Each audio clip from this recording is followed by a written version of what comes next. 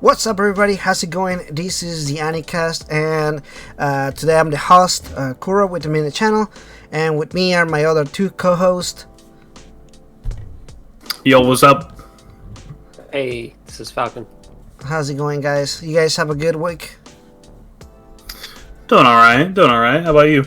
I'm doing good. This is my weekend, my relaxing time, so I'm good. I'm relaxed. I had my coffee and my other coffee, and I also found like these dulce de leche donuts, and I fucking love it. I'm like so good, and I had to argue with this girl about it. Went to the drive-thru, and I was like, "Hey, I want this dulce de leche donut," and she was like, "We don't have that here." I'm like, "It's literally on your sign. Like, I'm looking at the sign that it says that you do," and she was like, "I don't know what that is." I was like, "Okay, dulce de leche," and she was like, "Okay, give me 1 second," and like it took like 2 minutes, and then I guess somebody told her that they had it, and I went Candy milk. And then we went to get it, and I was like, yes, this is exactly what I wanted. I actually drove to 3 different Dunkin' Donuts to find it. Yeah. How is it that good? Like, what the fuck? No, I just really like dulce de leche. Like, it's my favorite dessert flavor. So I was like, I really need to find it. I want to know if it's good. By the way, spoiler alert, it's really good. So try it out. I'm like, spoiler alert, it's great. I don't even think I know what it is. Like, I hear you saying that word, and I'm like, I have no idea. So it's great. It's Spanish dessert. It's great. Yeah. So basically, what it is goat milk that is burned with sugar into this caramel thing. But it's like, think of caramel with like milk. It's really milky. But it's a good like dessert. You can put it on like toasted bread or almost like a Nutella thing, I guess, but it's definitely more like caramel, like milky caramel. Do you dip it in the coffee or not? No, I don't dip anything on my coffee. My coffee is like, oh really? I drink hot is straight up black coffee, and yeah, and then for like my regular coffee, what is iced coffee, I like to put like some cream and sugar, and sometimes I put caramel in it. But no, I don't dip anything on it. If you drink just black coffee, you probably hate the world. I don't know, something. Oh, it's great. It's the best way to. I don't know, dude. I can't do black coffee, man. It's the best way to wake up in the morning. You just have your coffee and you're good to go. There's better ways to wake up than black coffee, dude. That makes me want to go back to bed, if anything. Black coffee is the only coffee that I drink anymore, and I also don't like coffee hot. So even if it like gets brewed hot, then I put ice cubes in it, and everyone thinks I'm a monster. Yeah. That sounds like a little bit extreme. It never really matters for me. I like putting caramel, like French vanilla. In my coffee. That kind of stuff. I like that stuff. The thing is that there's so much sugar in that. Like it's extremely sugary. Like one of those is like having like a whole breakfast, like just in like sugar content, and that's just a drink. That's not counting whether you have like a donut or some kind of breakfast or something. That's like way too much. So I'm like, you also have to kind of watch out for like calorie wise. Like that's a lot just on the drink alone. Like I used to only drink tea for a while, but then I'm like, I really honestly just love the taste of coffee. I'm like, I love the way that it tastes, and then people be like, oh, you can always drink like decaf. I'm like, no, are you crazy? Like decaf is just not, it doesn't taste like coffee. It tastes like something else. Right. Really? I get decaf. Actually, that's what I have right now. Is decaf from Starbucks. It tastes. But you get black though. I don't get black coffee. It's because you have the cream and the sugar and everything else, so you don't have the actual flavor of the coffee. But no, decaf doesn't taste like coffee; it just tastes like mud. Or I guess I haven't had like decaf black coffee. Sometimes I will get decaf. Like, is it like I'm craving a coffee? I'll go for a decaf like a 9 or 10. I'm like, are you fucking retarded right now? I'm gonna go and get a coffee at 9, 10 o'clock. Sometimes I will because I'm dumb like that. I'm a dumbass. You know, it'll be like crazy? 4 in the morning trying to go to sleep. could be up all night. I didn't realize like tea had caffeine in it. I used to make tea before bed like every night. Well, it depends on the tea. Like if you drink an herbal tea, like chamomile or something of that nature, it actually has the opposite. It has some relaxing substances, so it makes you more chill and relaxed and everything. There was one that I had that like melatonin in it, which was good. There's one that has melatonin in it. Had caffeine in it. And, I was like drinking caffeine before bed. I think black coffee has caffeine. Now mochi has a ton of caffeine. It has actually more caffeine than actual coffee. I can't drink that. It tastes like I'm eating grass. When I went to Japan, I was eating everything. They love mochi so much. Mochi is everywhere. Like everything, like the drinks has mochi. There's mochi ice cream too. I was like eating it every day. It's a lot of the caffeine on that thing though. I'm like, it's just caffeine and sugar. That's really it. Right. But it obviously has its own flavor. It's like I don't know. It's so weird to describe the flavor of mochi. I do get asked this though. Do you guys make hot chocolate? Oh, I do, but I do Mexican. Do you make it chocolate. Do you make it with water or do you make it with milk? Well, that depends. Cause see, again, I don't make like American hot chocolate. I make Mexican hot chocolate, which is way different from. Well, I had an ex-girlfriend who would always make it with water, and I'm like, what? It's like like fucking water. That's gross. Weird. Yeah, that is weird. So the Mexican chocolate is like, we have like these pieces of like hard chocolate. We're talking about like really black dark chocolate, pretty close to cacao kind of thing. Which is what it comes from the chocolate and everything, and it's pressed. So you grab that and you boil milk, and then you kind of like mix it together and everything. But again, it's hard, so you have to do like in a mixer or something.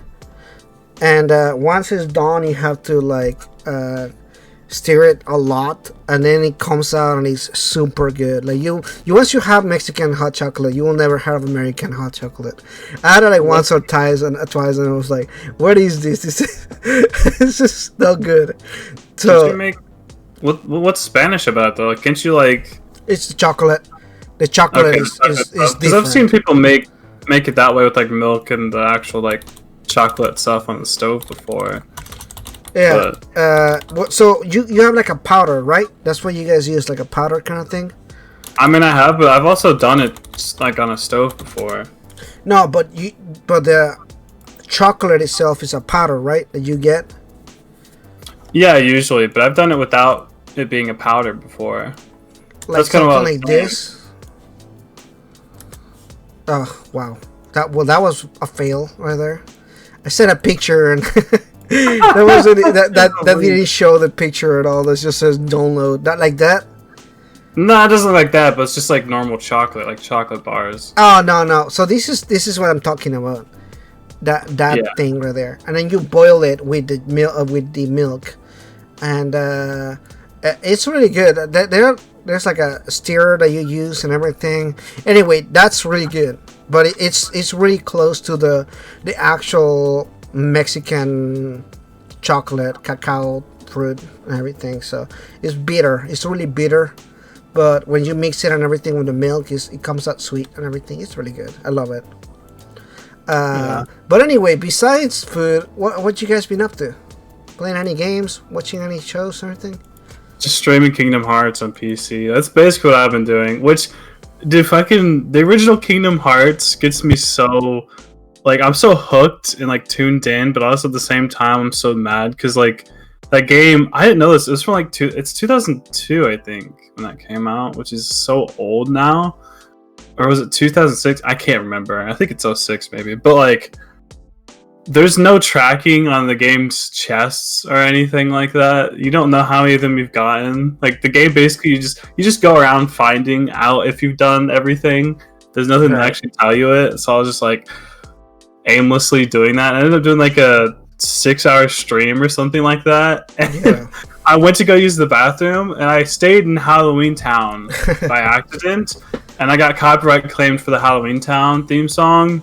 And I could not mute the audio or cut it out. I had to dispute it. That was all I could do. So they claimed an entire 6-hour thing for like a 1-minute song. I was like, great. I hate when that happens. And then if you want to edit it, it takes weeks sometimes to like get it fixed and everything. So sometimes it's even not even worth it. But what sucks is when people have been donating on your stream, then they get some money out of you, and you're like, motherfucker, what the fuck? You're gonna get my donations and everything? Do they get donations? Yeah, they get everything because that's their stream. They own the video now. Wow! Holy fuck! So like, that's their money according to them. Which is kind of bullshit. But at least we have copyright claims. I heard in Japan they have no copyright laws for like that kind of stuff. So like, it's really hard to debate anything. Like they own the thing. So whatever you do with it, there's no, over here it's like transformative. Like you're doing something with it. So it technically still yours because of the nature of what you're doing or whatever. But in Japan, it doesn't matter what you did with it. It's still theirs because they own it. They own the characters. It must have to do with like laws or something like that, maybe with Japan or something. I don't know. It is. It has everything to do with the laws and everything. So it's pretty bullshit. What about you, Falcon? Have you been watching anything or playing anything?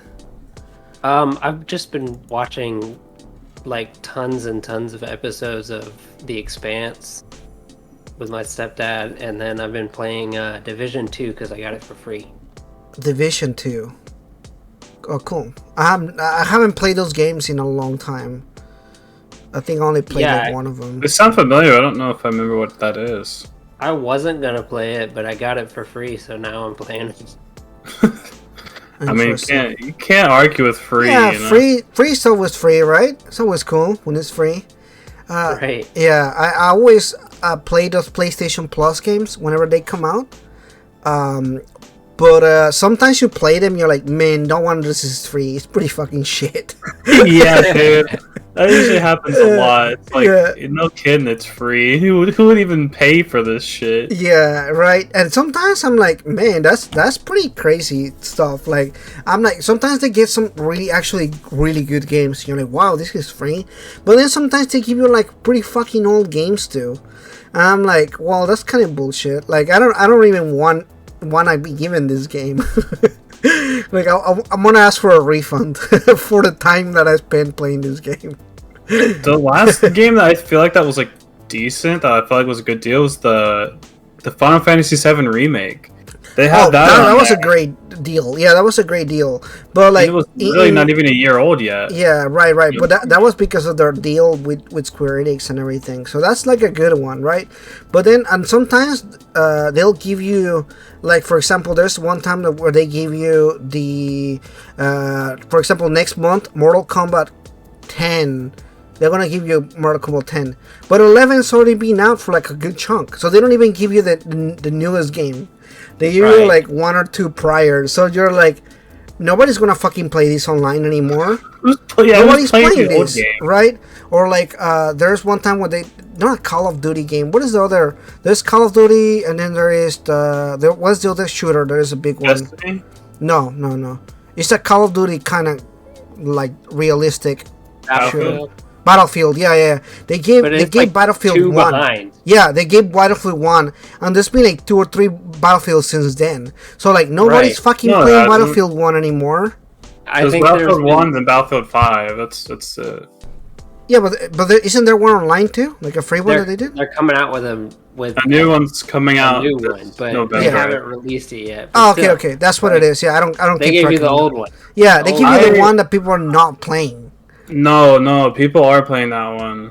Weirdly enough, because I've been playing those games a lot. I have a lot of friends who get on there, like, they play it like religiously and shit like that. Like, they know callouts and stuff. For some reason, Battlefield 5 tanked super hard, so a lot of people went back. They went back and played the other one. Okay, that's pretty shit. Well, maybe if they had given the 5th one for free, more people would have played it. I don't know. Yeah, I don't play those games. Yeah, I don't know. Whenever I see it, I'm like, that's pretty shit. Whatever.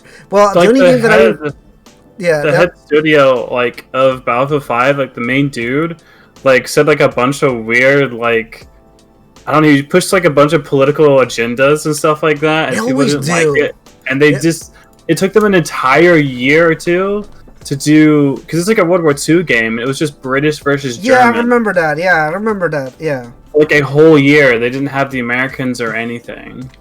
It's because they were trying to do a battle royale instead of focusing on expanding the game's story. So they really fucked it up. I think that's why everybody like quit playing it.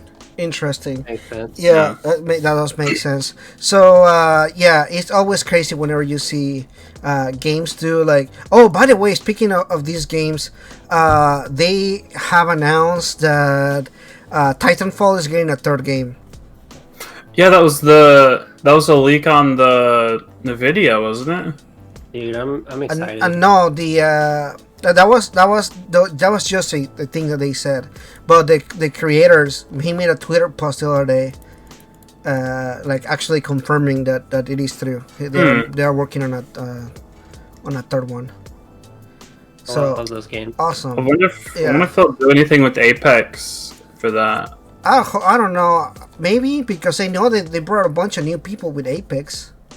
So it will make sense. Although I don't know the gameplay, I much prefer the gameplay of Titanfall, especially like having the robots and everything. That like opens up a whole lot of other stuff. I wasn't really a fan of.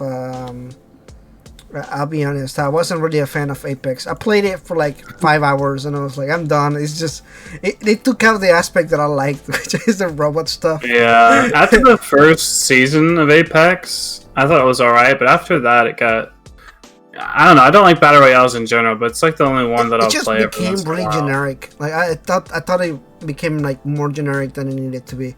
Probably I feel like a lot of the battle royales are at this point. Yeah, I think so too. It just happens. Well, I've been playing Kena Bridge of Spirits. It's a game on the PS5. Oh yeah, that just came out, didn't it? Yeah, it just came out a few days ago. It's actually pretty good. It's like playing a combination between Avatar: The Last Airbender and Pixar movie. Like, what if Pixar made Avatar: The Last Airbender, basically?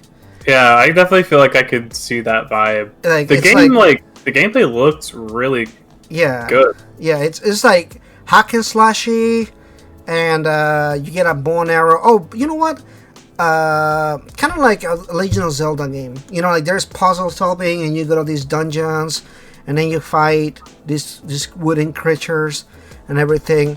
The gameplay is rough, but it's very much a what happens with a lot of these games, where they're indie, so like it's not like super polished. So like I kind of expect it, you know, for an indie game. I'm like, oh okay, you know, like I'll give you a pass. If it's like a Capcom game or something and the gameplay is kind of shit, I'm like, yo, you know you can do better than this. Is this Square Enix that did that? Or who did that? No, this is straight up a indie game. Wow. I think Sony themselves is publishing it for them. But it's just an indie studio. It's not like some other big studio. I heard people say it's like PlayStation Breath of the Wild. No, it's really not. I think that's disingenuous because this is like a 10-hour game. This is very much like a small, closed off game and everything. It's really like their own. It's like I said, Legend of Zelda. The Disney Studios kind of animation, and then mixed in like Avatar: The Last Airbender, Asian culture, that kind of stuff. Very much like today's subjects episode, which is talking about non-Japanese anime. This is basically like a non-Japanese video game that is like a take on like Asian culture and stuff. So it's pretty good. I actually really enjoyed it. I think it's a really good game. But it's obviously like I'm also giving it a big pass because of being an indie game. Because if it wasn't an indie game, I would be like more mean to it. I think that like the gameplay it leaves a lot to be desired at times, and it's kind of frustrating too. Like I get frustrated sometimes when I'm doing there are certain aspects of the combat where you have to do specific something, and for example, there's no healing. Your character doesn't have a healing like there's not like healing patches or some kind of healing thing. You have to point your thing at a flower, and it will heal you one time, and that's it.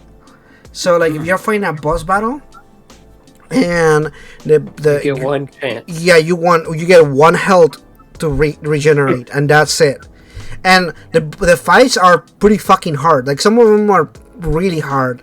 There was this one that I fought for like an hour. I was just like dying, and the worst part is before you trigger the fight, you have to fight these other chumps. So you go fight the chumps, and then you trigger the boss battle, but then you die, and then you have to start again and fight the chumps again, and then trigger the boss battle again. So I was having to go and fight these chumps every time every time that I died, to unlock the boss battle to die again. It was pretty frustrating. I was getting annoyed about it. Dark Souls. I was literally yeah, but in Dark Souls, at least you know why you died. You know, like when you die, you're kind of like, oh, I fucked up. I didn't dodge when I needed to, or like I messed up. You know, I was doing something I wasn't supposed to at the time. At least in my head, I always know when I died in Dark Souls. Like it's never like, oh man, you know, like the game is unfair. I just feel like I fucked up. You know, I fucked up, and it's normal. In this game, I just feel like sometimes, like I will trigger, like I literally have the bow and arrow, and I'm holding it, and I shoot, and it doesn't shoot. Like, oh, wow. And I'm like, what the fuck is that? Like, this is the difference between me dying and beating the boss. You know, like it's a big thing, because if I shoot him at the right time, I will stagger him. So instead of staggering him, he will do his attack and kill me, or like hit me. And every time that he hit me, he will take like half of my health. You know, is so the game like $60? No, 40. Is it full price? Okay, well, no, it's a $40 game. That's why I'm giving it a pass. You know, like it's an indie game, and it's $40. You know, like I'm not gonna cry about it and say like, oh man, this game is like terribly done or something like that. Because I'm already seeing people fighting about it on Twitter, like, oh, you know, like, oh, this is an indie game and it looks better than what is that? There's the new game that they announced with the pink ball. What is that game called? Kirby. There's a new Kirby game, and people are already picking on the Kirby game that is not even out, comparing it to this new game, and I'm like, there's a different art style. And like it looks very different. Like I don't know I don't understand the comparison. Well, they're also comparing a Switch game to a console, like a main console. I guess a Switch console is a console. slash So it's like, PC game. This is a Kina's house of PC game. it's like no kid, and it looks different. Like the Switch can only do so much. I don't know what people like. People expect so much of the Switch. Even when they look at games like I don't know. This is gonna be a really controversial statement. But I don't think, it's going to be really controversial. People are going to hate it probably. But I'm going to say it anyway. I don't think Breath of the Wild looks that good. I know people always talk about like Breath of the Wild. I never did either. It's such a cool game. It's such a cool looking. I'm like, I think it looks like shit. I'm sorry. Like, I know people are like, I think it's fine. It looks fine. But it doesn't look like this amazing game. Like, I feel like the colors are like muted. Like, they look really pale. It looks too bright all the time. Yeah, it's like it always looks so bright. It's like the contrast is like way high up, and I'm sorry, like some people like it, and I find like I love the game. I enjoyed the game. I thought it was a good game, but I don't think it's like this masterpiece that revolutionized games or anything like that. I know people like act like it did something different, and I don't really get it. I really don't. It was the only game on the Switch. I think that's why everybody thinks it's the best, because it's all there was. Yeah, that was the only game that it came out with the Switch right at the time. Yeah, because that's the only game that I had for the longest time. I know people love the game, and it's a good game. Don't get me wrong. I don't think that it's a bad game or anything like that, but it's definitely not this milestone, because they act like this game was a game changer on the industry or something. And I'm like, I mean, it did a lot of open world things, but it didn't do new things like Genshin Impact, which is the phone game, literally did what Breath of the Wild did on phones like 2 years later. Yeah, or like if you think about it, a lot of the mechanics that they give, like, oh my god, look at this mechanics. I'm like, Oblivion in the 360 did this. Yeah, like a game 2 generations ago did this exact same kind of stuff. Like, where have you guys been in like gaming? You know, like, so things like that. I look at them like it's not really new. You know, like it's like to me, that's the same thing as when Apple users go, "Oh man, look at this new feature on the iPhone," and I'm like, "Yeah, that's a feature that's been out in Android phones for like 5 years." Right. But like, okay, that like so this new revolutionary thing or whatever. But I mean, it's fine. But like people are like go, "Oh, iPhone phones have like the best camera." I'm like, no, they don't. Have you seen the megapixel count on like the new Samsung phones? They definitely don't have the best camera. But I mean, it's fine. Like I don't care. I'm not here to talk about phones. But I think thing about Nintendo's, I think it's just like Nintendo fans are, and I again controversial, but I think it's just because they had to wait so long for decent games, and then each console has like the main couple of games, like the Mario game, like Mario Party for each generation or whatever. I just feel like they're so programmed to be like, this is the one good game we're getting this year, so this one's of course going to be a game changer. I think they're just like programmed by Nintendo to think that, and I think that's why people are willing to spend like $60 on brand new games every single time for Nintendo. And like years down the line, like Breath of the Wild is probably still like $60 on the eStore or whatever. I think it's like crazy Nintendo. To me. That's crazy to me. I don't know. Like I don't know why the Nintendo games keep their price. I don't think that is good. People act like it's a good thing. I'm like, no, that's not a good thing. Like, I usually wait for some games like Skyrim's like $50 on there, like $60. It's like, dude, that game came out like it's now a decade old. It's still like full price on the eShop. Yeah, so I don't know. Anyway, yeah. Now I'm probably gonna get a dislike from somebody that loves but say Breath of the Wild and Nintendo. I'm like, what the fuck? No, what? It's not a bad game. Let's just no. It's a great game. It's a great game. I love it. But it's not like Half-Life 2, like a game changer game. Broke the industry. Like that game didn't do anything. Now there's a format now, right? The format of Breath of the Wild, which was used in other games now, like you were saying with Genshin Impact and everything. Which is crazy to me that such a big title is in Japanese, because it has the gacha model, the Japanese gacha model that makes it like so appealing for like anime fans or something. I see a lot of people like I've seen videos just of like people going and spending money on the game to get like the character or like characters or like the game's a scam. Yeah, the game is really gacha. That's what gacha is in general. But it's crazy to me like when I see not Japanese non-Japanese anime games or like non-Japanese properties that are like really fit the anime aspects so well. Like they do a pretty good job with it. I'm like, the characters are like really likable looking. Like I don't play the game or anything like that because I'm not into the gameplay or anything like that. But I see the character at times and I'm like, oh man, that's really cool. Like if it was like 15 years younger, I would probably be into the game and like find it appealing. About it is like it has good voice acting and everything too, but like I played the game and the story's not that long. It's like, I don't know, like 20-30 hours. It's decent, and that's like pretty decent for a free game. That's pretty decent. Yeah, it's not bad, but it's like once you beat the main story there, the first like 30 hours or whatever, it's basically just like gotcha. It's like, let's spend $1,000 now just collecting characters because there's nothing else you can do. And they have expansions for like new islands and stuff like that, but like the main game gives you like 4 islands or whatever, which is like 30 hours with the gameplay. So when a new island comes out, you're gonna get like 5 or 6 hours of new story, and that's it. And it's like, but I think that's fine. I mean, that's fine because it's still a free game. Like I don't know. I feel like whenever something comes out and it's free, immediately like that already makes it good because it's free. Like I don't really. To me, like free is always can't good. regret it. Yeah, you can't. There's a difference between spending $60 on a game. You're like, man, this game is kind of shit, and I spent nothing on this game, and I enjoyed it for what it is. Like that's just that. Like it's not the best game or the worst game, but it's free. Yeah. So it's fine. I feel like to me that's always like my approach. I'm like, if it's free, it's fine. Like it's not gonna hurt anybody.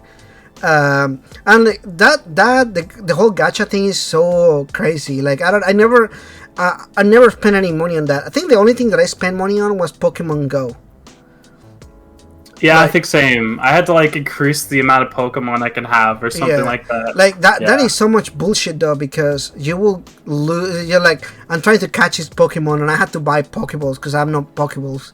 Especially whenever the now, game came. When the game came out, I haven't played Pokemon Go in like 2 years or something, so I don't know what it's like now.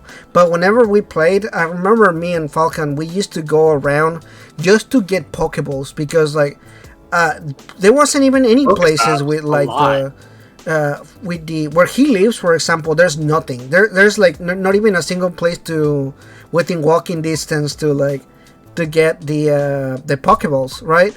So like we had to specifically drive to a specific place to be able to walk around and get the Pokeballs, whatever. Like that game was only good if you live like in New York or something, and you could just walk everywhere to get Pokeballs and shit. But just like a city, right? Yeah, but like where I lived, like there was nothing. So like you'd really have to drive to like a bigger town or a bigger city to like get stuff. Like I do know the game's a little better now. There's challenges and things like that you can do, and seasonal events that give you a lot of like Pokeballs and things. But no, like there's like they added other generations. Oh, like Gen 6, I think, or something like that. But like you only can hold 250 Pokemon, I think, at one time, unless you buy to like hold more. Yeah, you have to buy more stuff and everything. But the thing is, like, there's like 700, 800 Pokemon now you can get in the game. So it's like, if you want every Pokemon, you're not gonna be able to do it. Like, you can fill like the Pokedex or whatever, sure, but you're not gonna be able to hold them all, which is kind of weird. Yeah. I mean, the game fell off a little bit. I guess it's not that bad. It's still cool. Like you still get the Pokédex and everything. I don't know. I'm not like a big collector, so to me, I don't even have enough attachment to it to be like, oh, I have to play this or whatever, or like, I have to play Pokemon Go all the time. The first few weeks, I was pretty obsessed with it, but I just like the idea of it, not the gameplay. Like, even nothing about it was good, but the idea of it. The idea was great. I thought the idea of it was fantastic. Yeah, I think I read a post. It's like the first week that Pokemon Go came out was the closest we ever were to like world peace. it's like kind of true. Yeah, that is pretty true. Like, yeah. Yeah, and the second week was when everyone was one of those 3 main colors and hated everyone else of the other 2 main colors. But what team were you guys on? I know this team gets shit on. I was on Valor. Is that the red one? Yeah, that's the red one. I was on whatever the blue one is. Yeah, me too. We were in the same one. I remember we chose at the same time too. I think it was Mystic. Is that Mystic? I don't know. It's been so long for me, so like I don't remember. I don't really remember playing it, but I don't remember like doing much with it. We were a lot at school. We went to university just to get the. I used to go there just to get the Pokeballs and shit, because I didn't have anywhere to go. I would go to school just to get the Pokeballs. I mean, college campus was great. Yeah. My campus had, I think, 2 of them, so I would walk back and forth until it reset. Yeah. Ours had like 24, and we would just go in a circle and get. Yeah. So what it is the campus is set up in a really interesting thing where there's like these massive park, like green area, like a circle. So you can literally walk around in that circle and just get a bunch of them. But like behind it, there is another. On the other side of the campus, there's also another area. So you could literally just walk around the campus and get just a bunch of shit. And by the time that you went to the entire campus, you'll have like a bunch of Pokeballs and stuff. So it wasn't bad. I thought it was a good time, but I don't know. They really fucked it up. I feel like they really did a poor job, like actually like getting it done well. From the I don't think they thought it was gonna be that big. I think that was the thing. They weren't ready to update it that much. Because from what I could tell, I think they update it quite a lot now. But when that first came out, they were not ready for that game to have been that big. I don't think. Yeah, I think at the end, I just think that they weren't ready to do it right, and they fucked up. They didn't react it in time. They took a long time to react to it. And by the time that they reacted to it, it was too late. People stopped playing.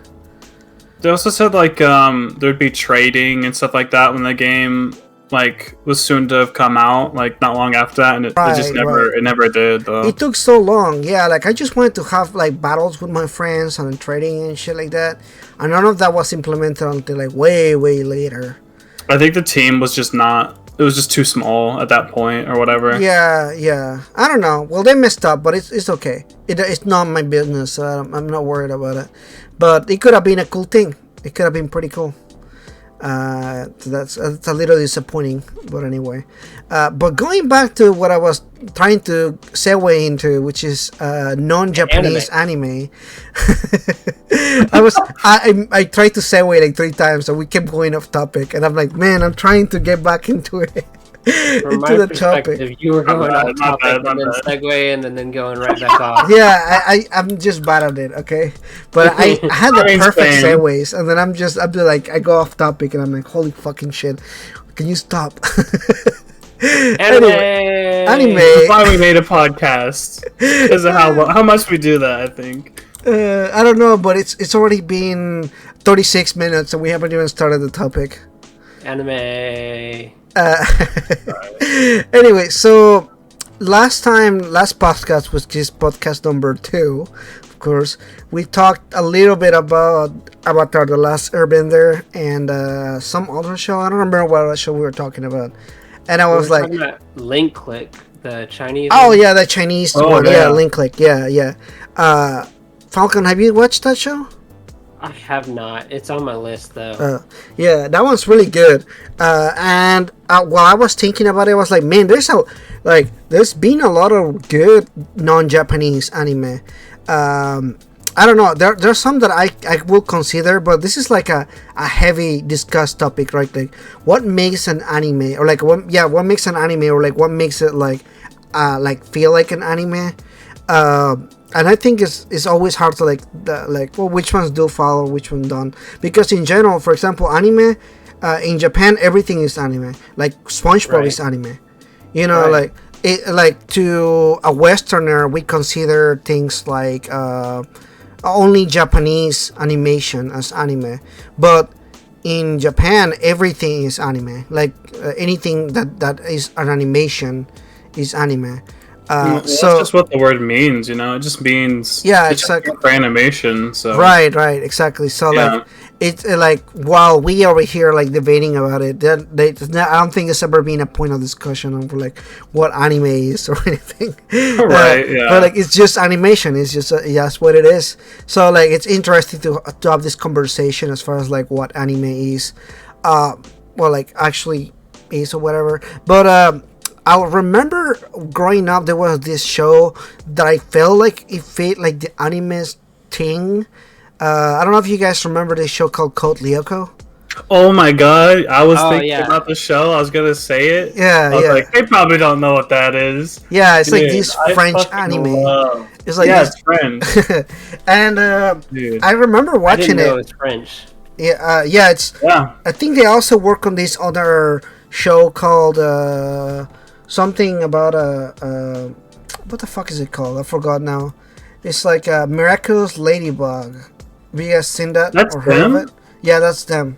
Yeah, my niece watches that all the time. Yeah, that's them, and it has a similar style to it too. Well, the 3D, I guess that makes sense. I didn't know that was the same people. Yeah, it's the same people behind it.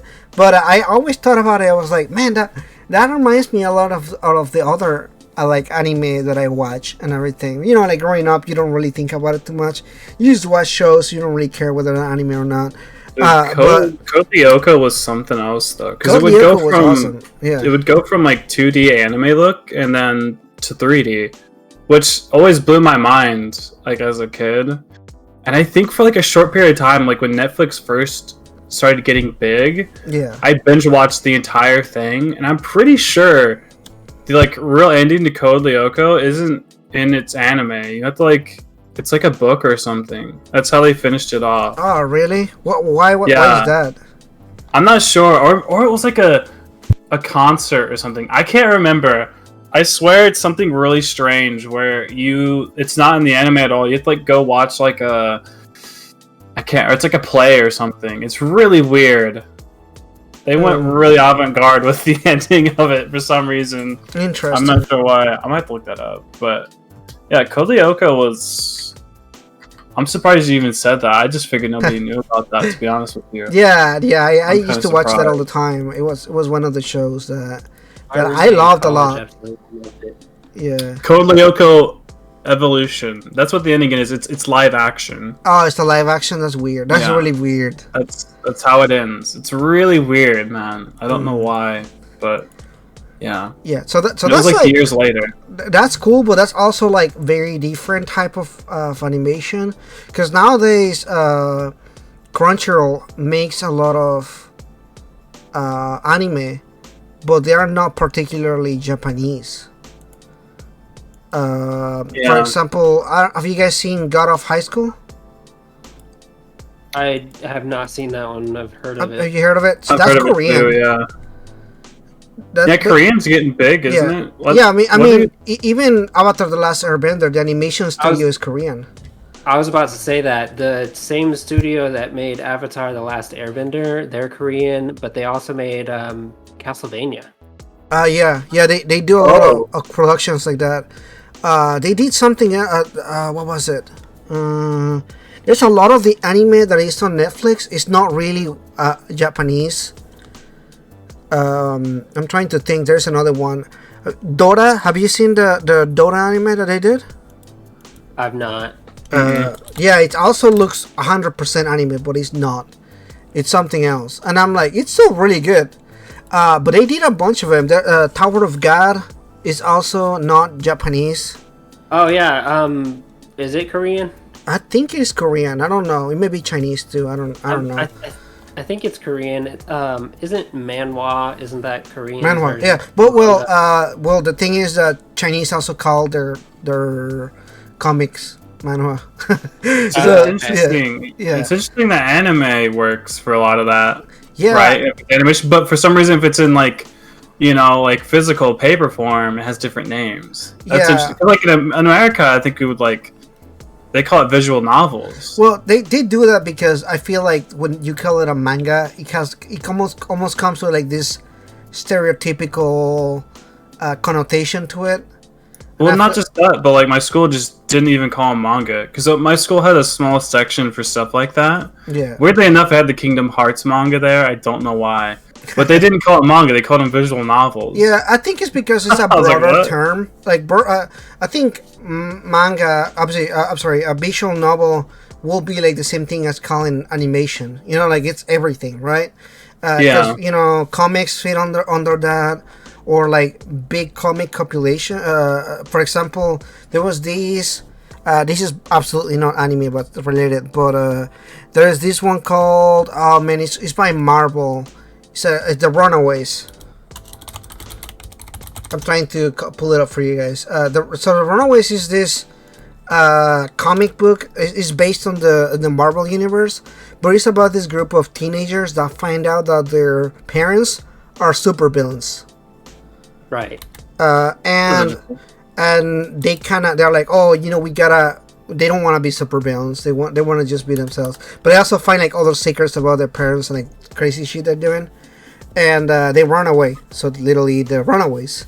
And it's like kind of like their adventures, discovering their own superpowers and shit like that. Like one of them, I think their parents are like super geniuses, so they have like a ton of cool tech and everything like that. Sounds like The Incredibles. The other one, no, it's pretty much in the Marvel universe, and it kind of fits the Marvel universe very well. In fact, there's a part where they meet Spider-Man in the comics, which is pretty cool because he's also like a teen superhero type of thing. But he's like trying to convince him to go back home or whatever. Like much so he's like, man, I told you we'll be better than everybody else, because he's a teen superhero. But yeah, it's a really good thing. They did a TV show, but it's not good. I don't think it's good compared to the. Yeah, it was a live action one. I thought it was great, but I also have not read the comics. So yeah, the comics is really good, and there's a bunch of plot twists in the comics too. I don't know about the TV show because I only watched the first season. It was kind of boring. So I was like, I was getting bored. I watched like 5 episodes, and I'm like, what is? They added and changed so much of it that I was confused half of the time. I'm like, I'm just waiting for it to get good. And yeah, I don't remember anything about it, honestly.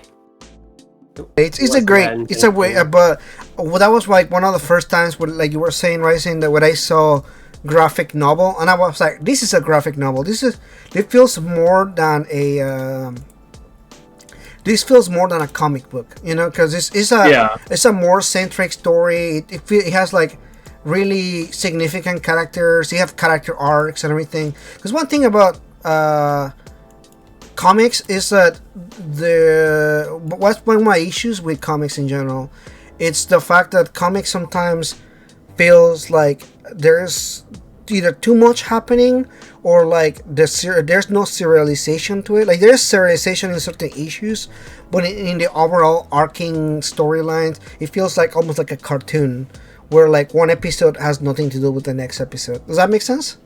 Yeah. Yeah. Yeah, it doesn't feel like very episodic, very connected. It feels like really disjointed at times. But yeah, I feel like that's one of the biggest things of what make a good like non-Japanese anime. Like they're able to keep a really consistent, good story with like character progression and everything. Because I feel like that's one of my biggest gripes with like cartoons in general. Like there's very few cartoons that have a good continuous story. Mostly like one episode is just one episode. Then the next episode happens and like it's not consequential from the previous episodes or anything like that. For one show that is definitely not Japanese anime or non-Japanese anime, for example, I like Danny Phantom, but it's definitely not on the style of anime or anything like that. But at least the progression of the storyline, there's an actual progression. Like characters grow and there's like story arcs and everything like that. But it's definitely, I wouldn't really consider that to be like a Japanese anime or like non-Japanese anime or something.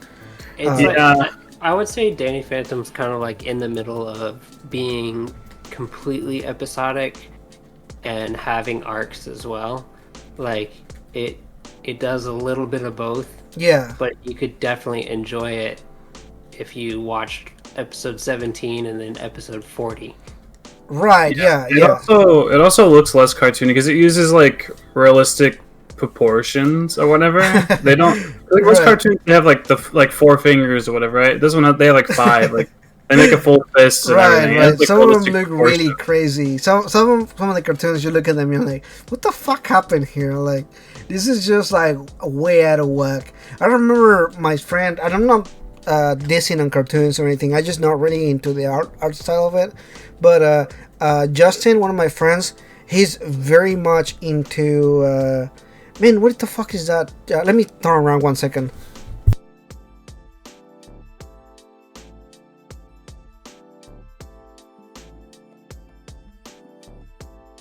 I'm trying to remember the name of it and I cannot remember it. Oh man, Steven Universe. Oh, and like yeah, I see the character, they look ugly as hell. Like I just from the, and he was like, oh dude, the storylines are great and there's a lot of character development and everything like that. And he forced me through the movie. Mind you, the movie is the ending of the show, so like I have no emotional attachment to any of these characters. I don't know who the bad guys are. I don't know any of these characters. And he sat me through the last movie or whatever, and we were sitting there and watching it, and I was like, this means absolutely nothing to me. And he kept telling me, like, he was telling me, okay, so this character, we used to be a bad guy and became a good guy, and now I'm like, now they're singing together, I guess. They sing a lot in that show too. And I was like, you can't tell 2 seasons worth of character development in like a 12-second thing. You just can't. Yeah, he's just like slowly telling me what's going on or like who is these people and everything, and I'm like, I really just don't. And it wasn't even that I was like, I thought it was like a bad show or anything like that. I just don't like the art style. I don't like the way that the characters look. I feel like American art style is a little lazy because there's like, I don't know, certain shows do it well. You could tell, like Rick and Morty. A lot of people love that show, and I do too. I think it's pretty good, like plot wise and everything. But like, there's certain background shots and things, especially like in the first season. It just looks like absolute garbage. Like Family Guy as well. Its animation looks terrible to me. I literally can't watch it because of that. Oh, Family Guy is terrible animation. Everyone talks about how bad it is. No one moves and talks at the same time. Yeah, really, they don't. I don't know. I never watched Family Guy. Like, watch them when they talk. It looks so weird. Like, none of his body parts are moving or anything. Like, it's just. I feel like you should bob your head a little bit.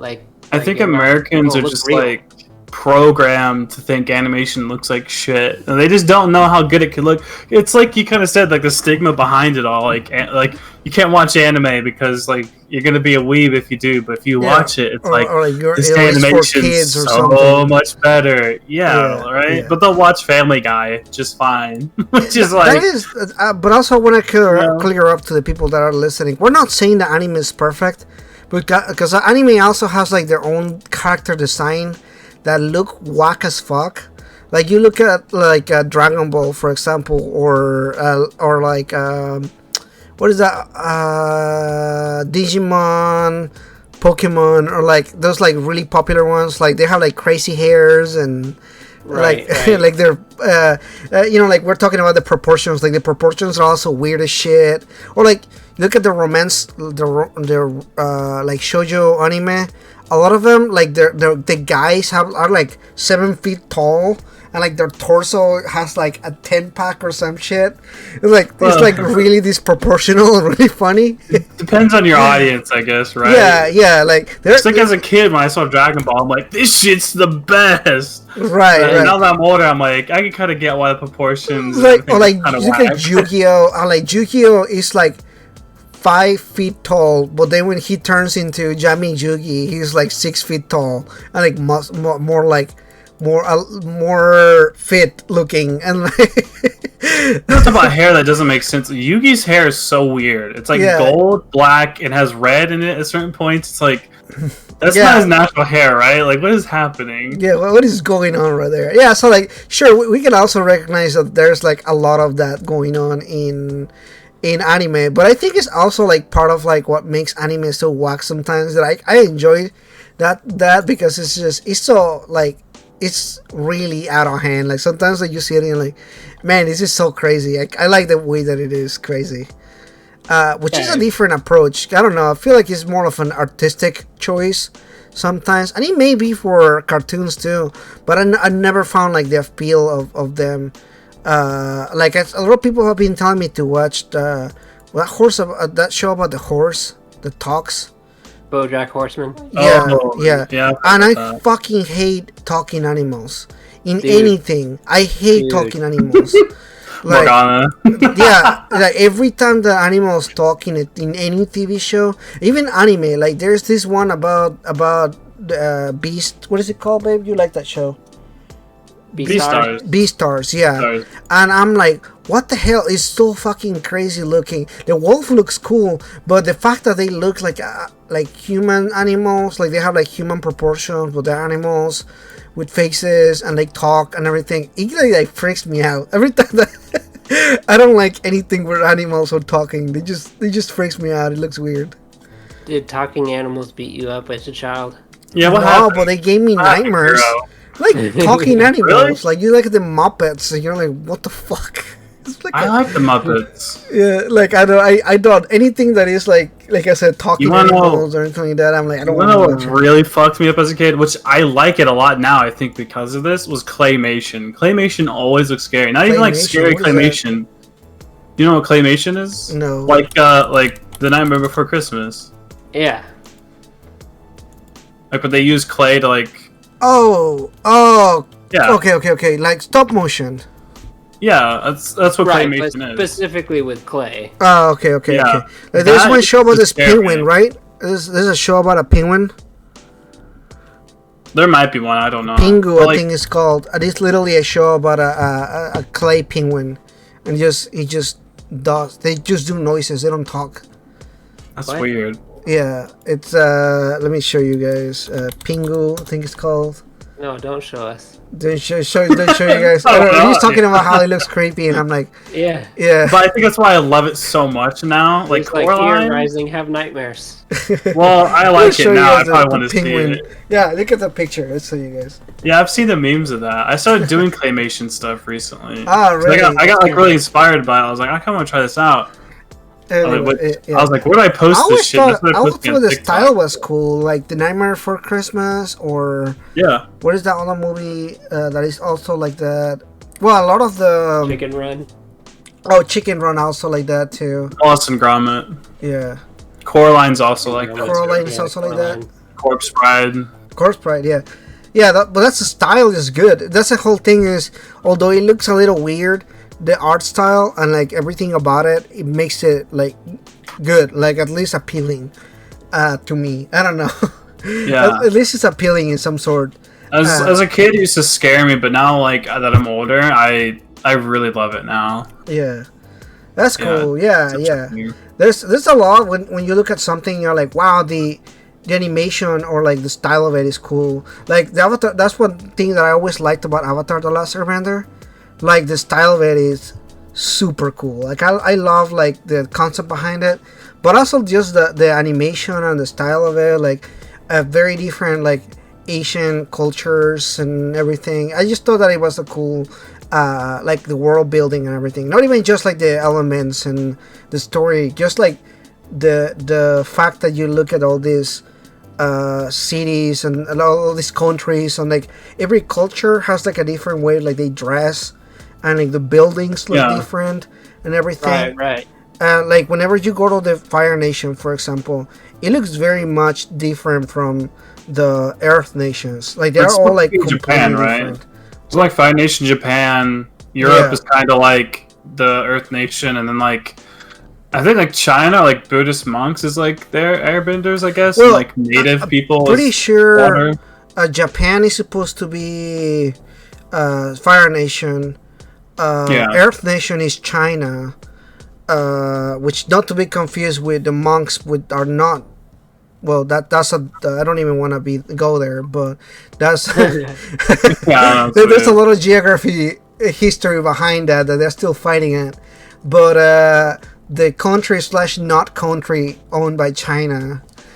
That I shouldn't go there. There's a lot of discussion about it, but it's a different. But anyway, the whole thing I think is it's a discussion on like World War II. I think Japan invaded the rest of the Asian. Oh shit! You're kind of right. Yeah. I didn't think of that.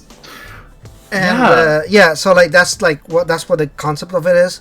And everything, I think it's cool. I think it's a cool idea, but and you also like see it get more Western as it goes to like the Industrial Revolution and everything. Because you watch Korra, for example, and it's like a lot more Western. Like the clothing changed, the buildings changed, the cars that they drive. It looks like Britain. Like the first season of Korra, that city looks like Britain, like 1800s Britain, which is really cool.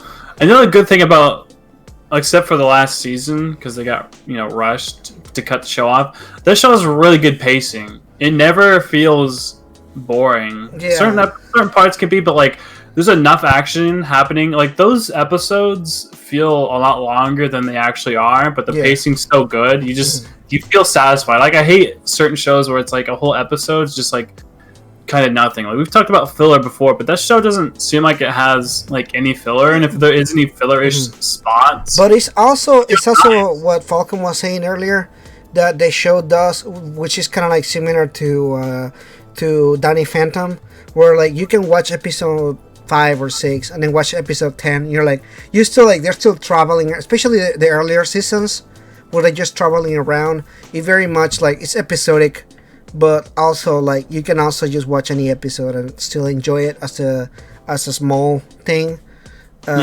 Because it's so gradual when it comes to like progression. Except for the end. Yeah, except for like the later season, but like the first season, for example, I think that's why Nickelodeon like it so much, because sometimes I'll see it air and I'll just air whatever random episode. It wouldn't be like, oh, this is one episode that used to piss me off. They meet these hippies and then going to this secret tunnel or whatever. Oh, the love tunnel. Dude, that episode was played so many times on Nickelodeon. Like, I remember that because I remember that's a filler episode. That was like the filler episode. Great filler. Yeah, to be honest, it's not bad, and it works on something everybody's always wondering about, and that's like Katara and Aang's sort of love story there. Yeah, right. They kind of started building that relationship there. So even then, it's still a good episode to watch. Like as a whole, like you can see like where they're like building some relationship aspects and everything like that. And me and my brother all the time will still be like, secret tunnel. Down. Yeah, no, me and my brother used to hate that episode. We'll like sit down and like, oh, but there's a new episode of Lost Surrender, and like in between waiting for seasons, I guess Nick will just show like random episodes because between like seasons, it was quite a bit of time. It wasn't like they just had the next season up. Like it was so like months before we get the next one, or even years, I think. They were showing like the last couple of episodes or whatever, and they did a marathon, and me and my brother binged because this is like before Netflix and shit like that. So you had to watch that TV. Yeah, exactly. We binged the entire show in like one day, and they showed the final episode. Yeah, right. They will just have the one show playing the entire day, or like for like day or 2 days. Yeah, I remember it was on a Saturday when that happened, like Friday or Saturday. Like you started Friday night, and it would just go on until the weekend. And I remember asking my dad for money. I'm like, Dad, I want to get some tacos, and I just want to sit down and watch this show. And like, it was just like, like I told him because like we only had one TV at the house at the time, so like we had to let everybody else know because like to him it was just like, oh, just DVR, just record it. But I was trying to explain to him like, this is a marathon. I'm like, we're gonna run out of tape. It's about the experience, Right. Not only that, but imagine recording like 50 episodes or whatever, like all the episodes on one day, right? Like that, you're gonna run out of tape.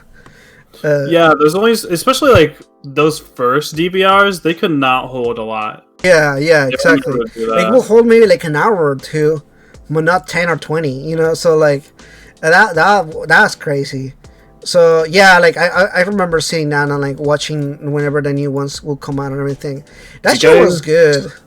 Do you guys know like the episode of like Uncle Iroh doing all the stuff with the leaves from the Vine song? Oh man, yeah, that's always like the saddest episode. That tear jerker, dude. That still gets me. That episode, dude, that makes me tear up every time because like that was the last episode of that voice actor doing that. Oh really? The whole line and everything. Yeah, they changed because he died. They changed to a new person. Oh, I didn't know that. Man, that makes it even sadder. Oh yeah. I thought you would know that, man. Yeah, dude, it's sad that. On multiple levels, but also like Uncle Iroh's helping everybody, but he couldn't help his son because of like something he caused because he's like a war general and everything. So it's just like, oh, Uncle Iroh, get me in the feels every time, bro. Oh man, I didn't know that. So the reason why I don't know that is because I don't keep track of how do I explain? I don't keep track of like anything voice actors. Yeah, with voice actors or anything like that. I don't know any names. I don't care for the voice actors. Like this is like weird thing because a lot of gamers or a lot of like fans of shows, like they care, like they know all the names of all the voice actors. I do. Or like they talk about like, oh, this voice actor signed my whatever. I couldn't care less about like what their names are or like or that stuff. Like to me, like it doesn't matter. Like the character was written by someone, and like and that's also because I read so much. Like I don't read like books or like so like to me like my head makes up the voices too. So like, would you rather have something signed by like an author? Yeah, 100%. Yeah. Every time. See that. Yeah, I wouldn't care for the voice actor, but I would like. What's up? If it's live action, like I will remember who it is, like the celebrity. But when it's voice acting, like they look different every single show, so I don't remember them. I'll hear them sometimes. Like I rewatch stuff in dub, like the second time that I watch it. Attack on Titan.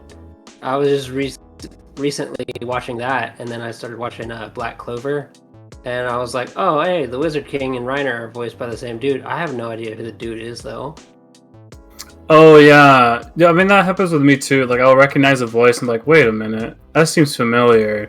And then I end up just looking it up. And it just got to the point where I looked stuff up so many times, like especially somebody like, yeah, I just, like, kind of remember, like, Laura Bailey, specifically, or, like, Nolan North. Get to the point where I heard Nolan North's voice so much just from video games and anime that I ended up just... There was like a local convention and I ended up meeting him and having him sign something. I was like, this dude's like been, you know, like a voice on like all kinds of shit since I was a kid. So I was like, that kind of makes sense. But also like Diva from Overwatch. I also ended up meeting her and she signed like a pop Funko of Diva. That's cool. Yeah, That's awesome. Cool. Those are the only two voice actors I met and had stuff signed from. Like, because like Nolan North too, he does voices on everything. Yeah, I have met a lot of voice actors because I used to go to a lot of conventions, and my friends will always sit down and like, not sit down. I'm sorry, stand up in the line to like get signatures and stuff. Oh yeah, so, dude, like, it takes a while.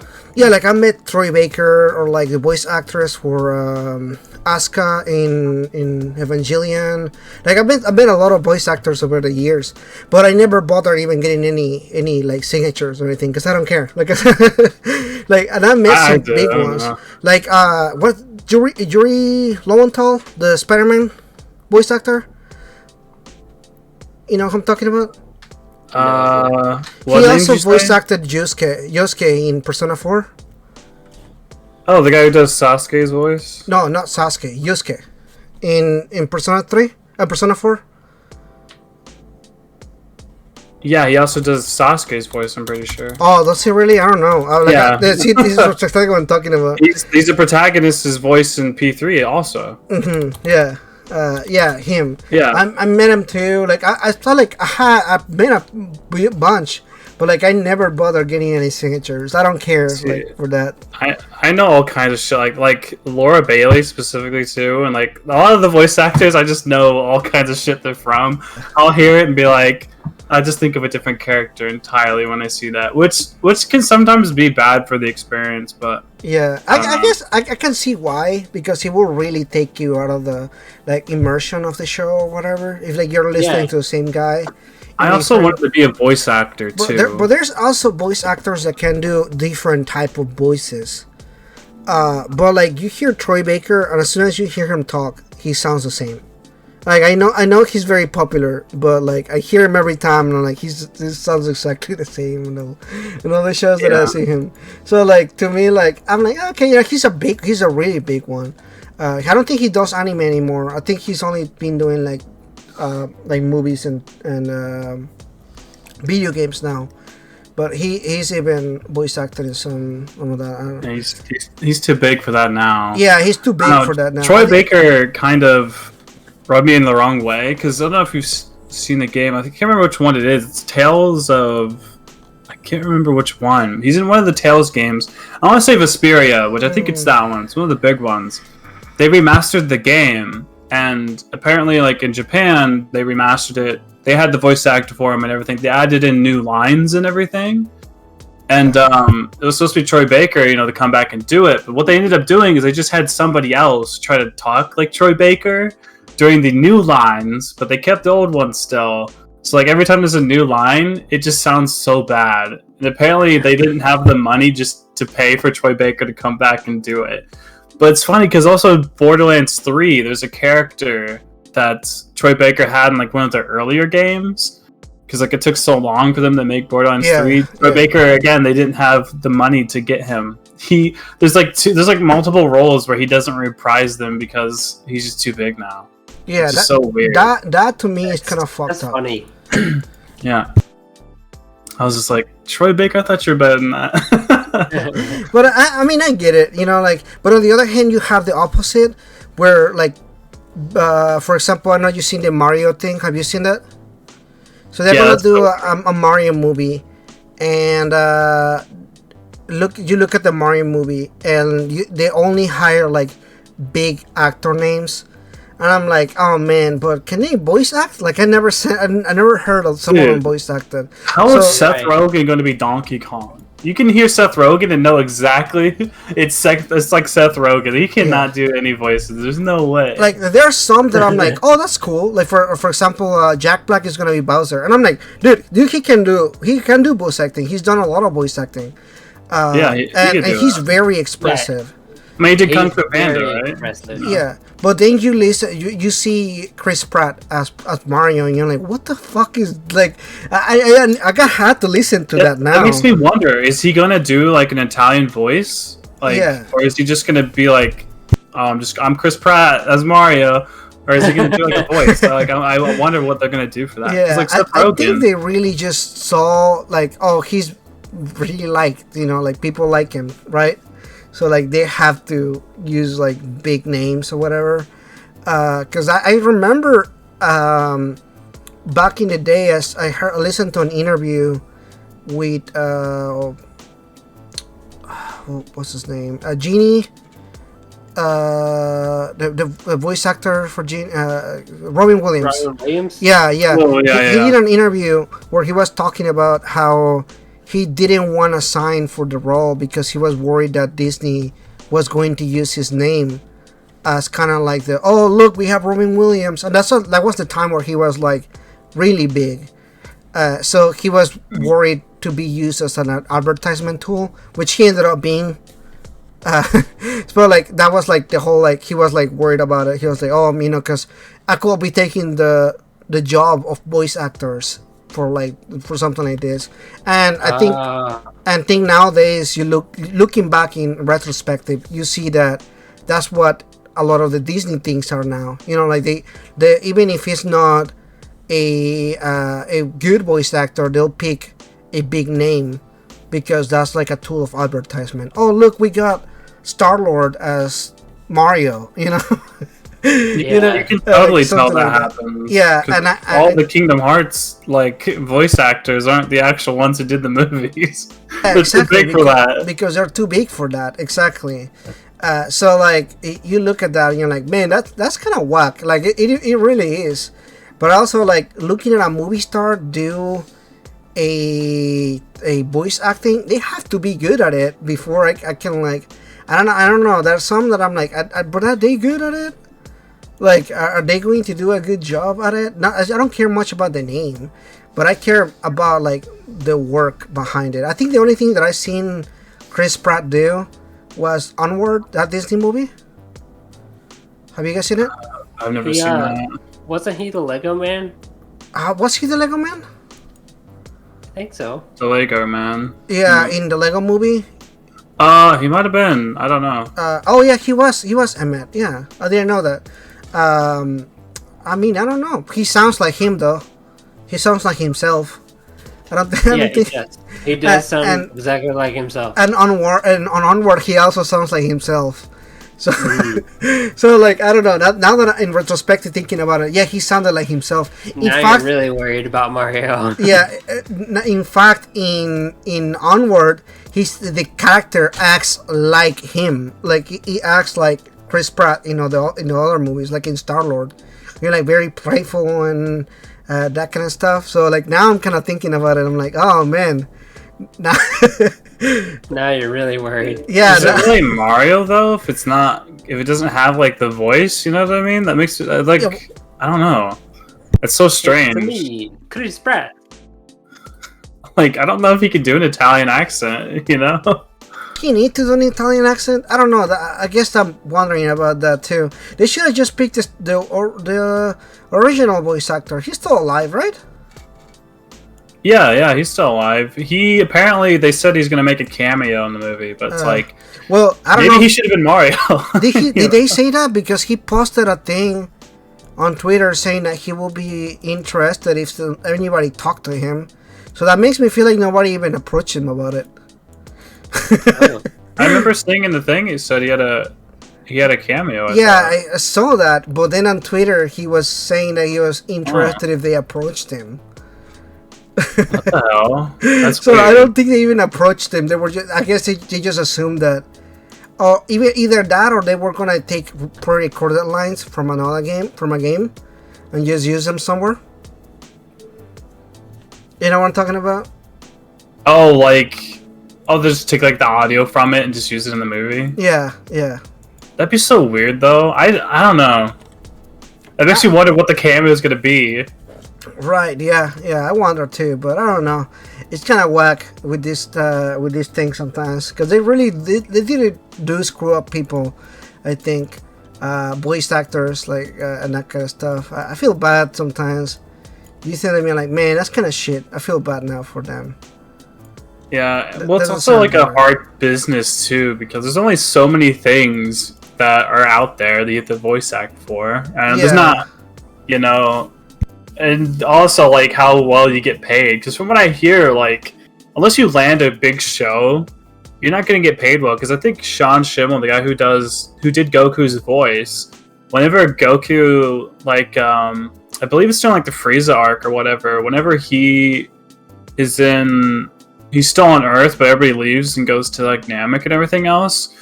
The guy who literally did Goku's voice didn't get paid, because you get paid by like the lines itself. So he literally had to borrow money and like sleep like at his like friend's house or something like that, which is crazy because he's like one of the most iconic characters ever. But right, just because he didn't get lines, he couldn't do anything. Which is kind of crazy. So like as a voice actor, if you end up having like a period of time where you just cannot find a role, you just kind of screwed for a while. And especially if like a big actor ends up taking your spot, then that's probably so much money you're missing out on. Right. And also like a movie too. Like, I'm sure the guy who does Mario's voice would love to do that, because there's probably so much money he could get for like a big movie like that. But like, nah, they're gonna give it to people who already have millions and probably are gonna do just fine if they couldn't get the role. No, I really think it's just more about like the star power, like the advertisement of it. I don't really think it's about like, I don't think it's a money thing. I think it's about like, oh, if we have this big face, this big name, there people are gonna come. Like when we were talking earlier about the Scarlett Johansson, what that movie that they did, the anime movie? Ghost in the Shell. Yeah, Ghost in the Shell. Like, I don't think it's because they were like, oh man, she's the best actress, we cannot have any other actress other than her. Because let's be honest, any other actress could have done that same job that she did. I don't think she's that great of an actress. So like, personally, I just think that it's like the star power of it. Like, oh man, people are gonna come to watch this because it's Scarlett Johansson. Although I don't know, I don't think. How many fans actually do that though? Do people actually go and like? I don't know. Like I personally don't have like a favorite actor that I'm like, oh man, this actor is gonna be in that, so I better watch it.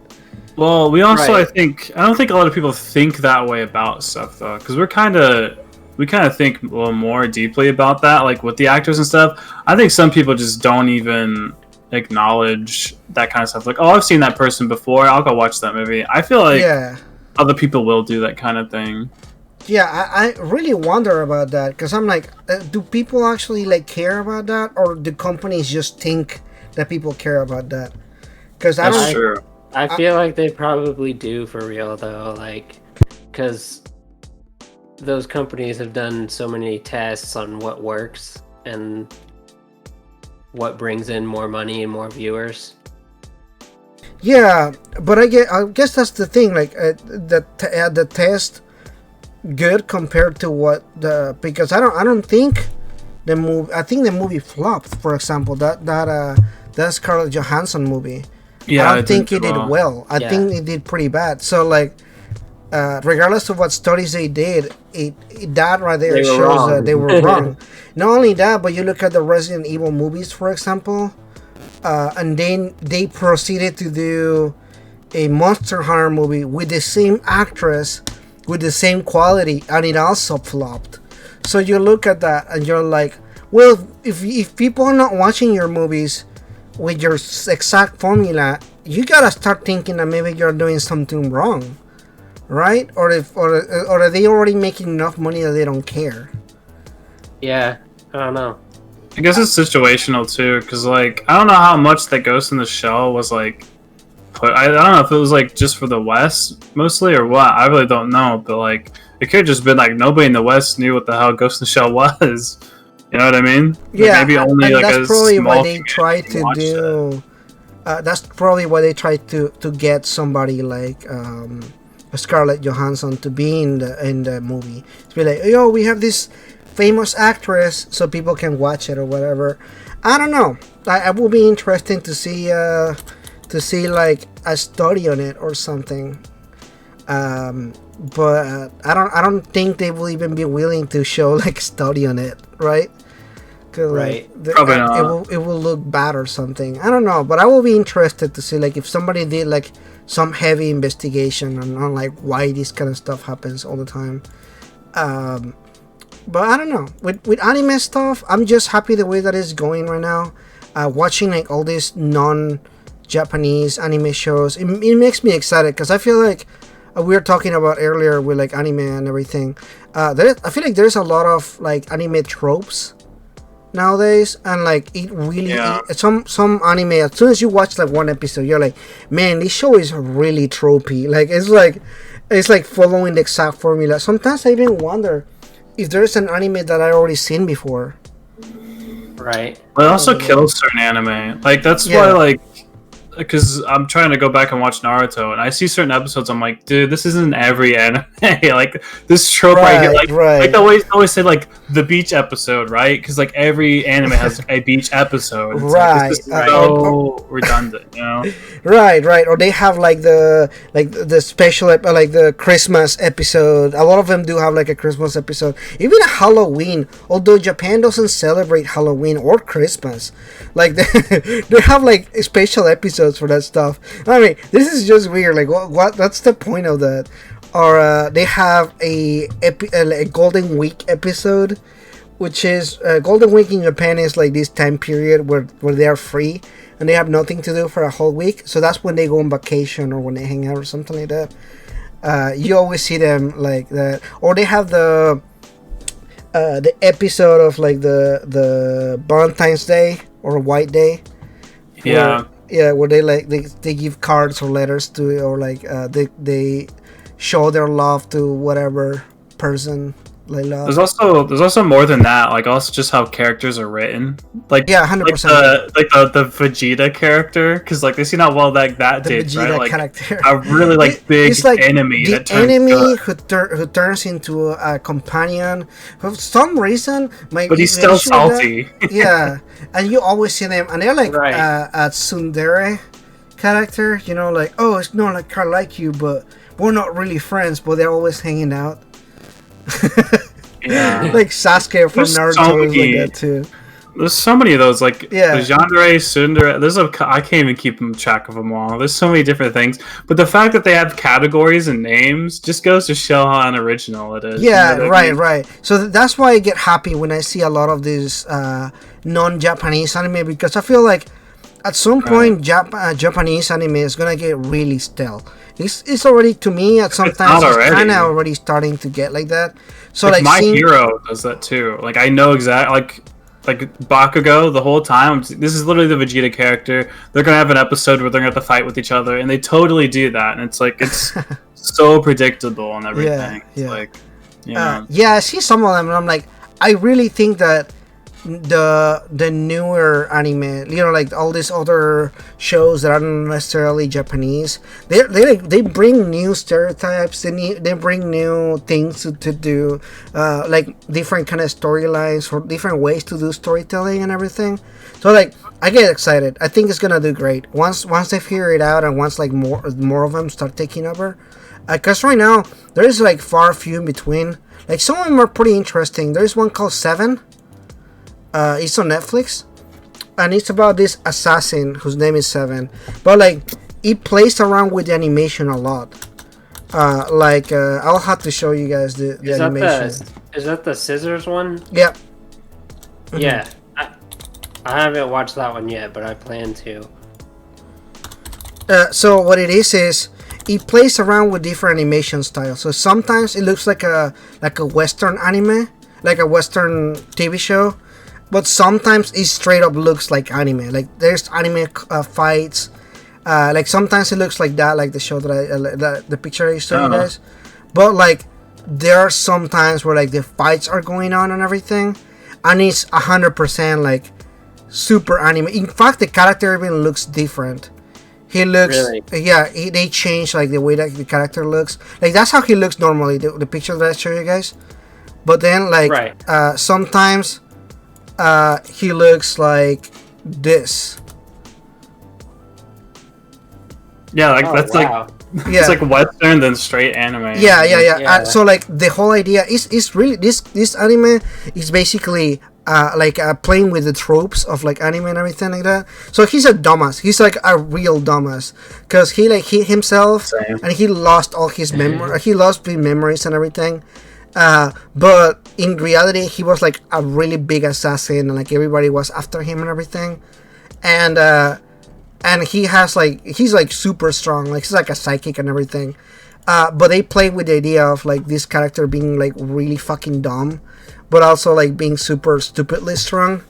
And all the characters like they meet characters like assassins and other characters along the way, and they're all like they play like the tropey style of like Japanese characters that they meet, but there's a twist to them and everything. So it's a good anime. It's like almost like a commentary on the way that anime plays and everything. So I think it's a great show, but it's also like it's not meant to be taken seriously or anything like that. It's like Saitama on One Punch Man. People are like, oh, who's stronger, Saitama or Goku? I'm like, well, the whole trope of Saitama is that he can beat anybody with one punch. Like that's the idea behind the show. It's like it's not that deep, guys. It's not about yeah. Like I always see that people are like fighting about like full paragraphs, like essay paragraphs, talking about why Goku is like the strongest one, or like Naruto or some shit, and I'm like, why are you doing this? It's two completely different like universes and shows. Like the power scaling is different and everything is different. Yeah. It's like, how would you even know any of it would like work? You know what I mean? Like, because like people would say that kind of stuff was like, so Goku could just like teleport Naruto into space and just kill him or something like that. You know what I mean? It's like, it doesn't make any sense for it to work. Like, but just because they can do stuff like that doesn't mean that they will. Like, Goku is very much a fighter. Like, he was gonna fight someone. He's not trying to kill them or anything. In fact, I think he only kills when he has to. But he's not like actively trying to go there and kill people because. Yeah, I think he's like one of the least. He kills like the least people. He only kills like 3 people, I think. Yeah. At the end. Yeah. So I think it's like Raditz, Kid Buu, and then like somebody else. I can't remember. That's pretty much it. Which is weird to think about. Yeah, you think about it, and they have like these really strong fights. But like for example, Cell self-destroyed. Nobody killed him.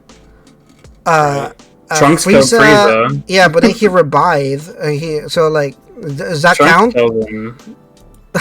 Oh yeah, true. He comes back. I don't know. Yeah, like a good point. And Kid Buu revived as in GT, right? So he went through reincarnation. He became good, didn't he? Yeah. Oob, right? Yeah. I guess Raditz, his own like brother, is the only one. The only one that he killed his own brother.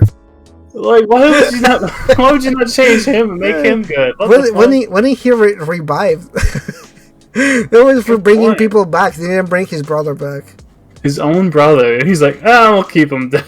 Yeah, keep him dead. I don't care about that. Frieza? We'll bring him back. The guy who like destroyed a fuck ton of planets and everything? Yeah, we'll bring him back. Not only that, but he's responsible for the extinction of the science.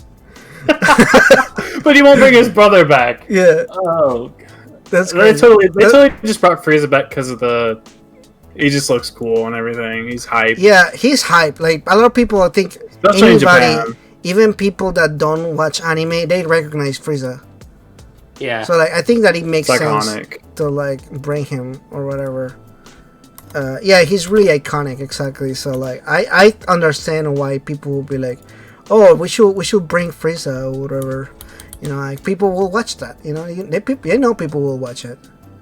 It does get a little boring though. Like I guess like we said, like it's a good thing that like, you know, these Korean shows are coming out, China's doing things just to break the old school anime tropes. Like shows like One Punch Man is good for that too. I'm glad.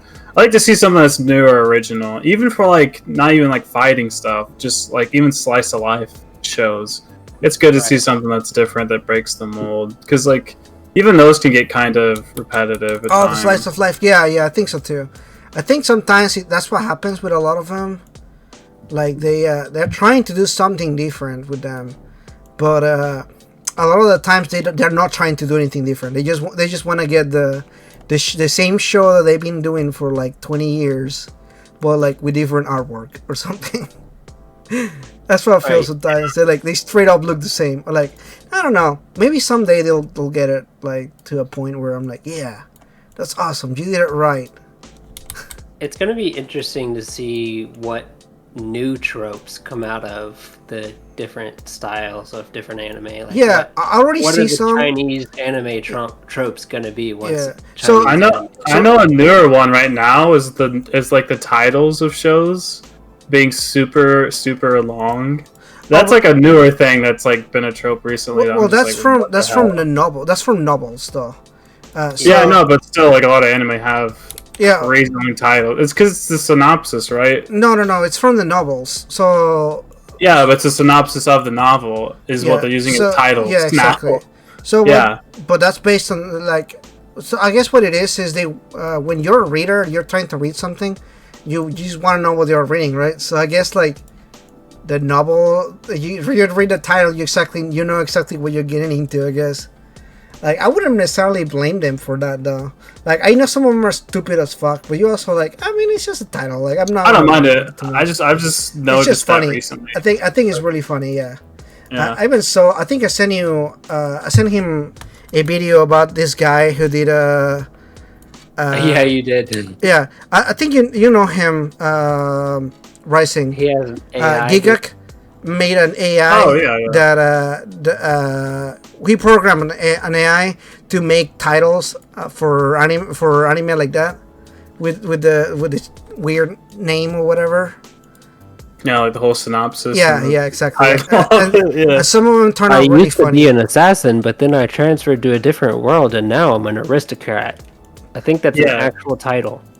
Yeah, which is totally like that's like the thing like when you flip to the back like a cover of a book and you read what it's about. That's totally what's there. It's just a synopsis about it.